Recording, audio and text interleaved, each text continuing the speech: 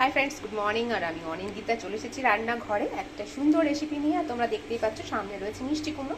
আর মিষ্টি কুমড়ো হচ্ছে তোমার স্বাদেও খেতে ভালো আর স্কিনের ক্ষেত্রেও অনেক ভালো। তো মিষ্টি কুমড়ো যারা পছন্দ করে তারা অবশ্যই সবজিটা করতে পারো।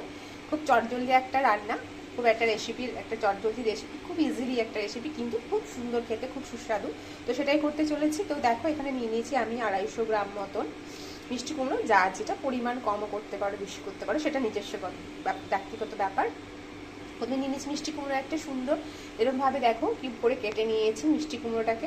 আর এখানে কড়াইয়ে দিয়ে দিয়েছি তেল, সর্ষের তেল। আর কড়াইয়ের তেল এখন গরম হয়ে গেছে, এতে আমি এখন দিয়ে দেবো একটু ফোড়নে কালো জিরে। তো এখন একটু কালো জিরে দিয়ে দিলাম ফোড়নে। তেল তো গরম হয়ে গেছে, একটু নাড়াচাড়া করে এখন দিয়ে দেবো মিষ্টি কুমড়োগুলো।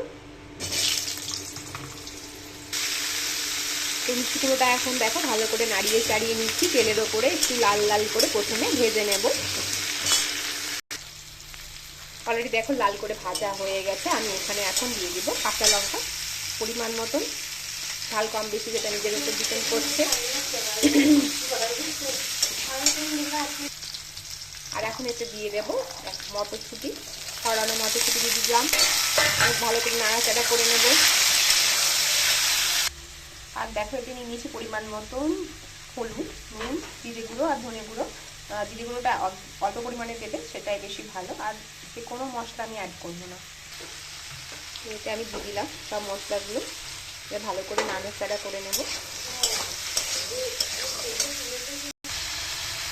দেখো মশলা দেওয়ার পর ভালো করে একদম নাড়াচাড়া করে কষিয়ে নিলাম। জলটা একদম চূর্ণ করে নিলাম। এখন পরিমাণ মতন দিয়ে দেবো জল, আর একটু দেবো পরিমাণ মতন জল দিয়ে দেখো ঢাকা দিয়ে দিলাম।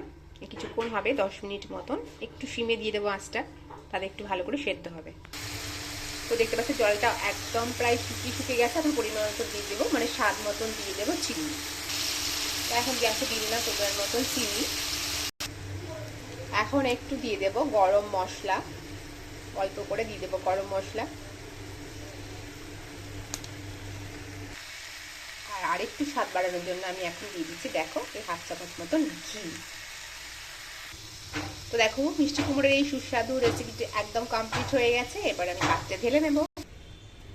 তো মিষ্টি কুমড়োর আমার এই রেসিপিটা পুরো কমপ্লিট হয়ে গেছে। আর তোমরা চাইলে এর ওপরে একটু ধনেপাতা দিতেই পারো। আমার কাছে এখন আপাতত ধনেপাতা নেই বলে আমি দিলাম না। তো তোমরা এটা খেয়ে দেখতে পারো, ভাতের সঙ্গে অসাধারণ লাগবে খেয়ে। এর আগেও আমি খেয়ে দেখেছি। তো তোমরা এই রেসিপিটা ট্রাই করতে পারো, খুব চটজলদি একটা রেসিপি।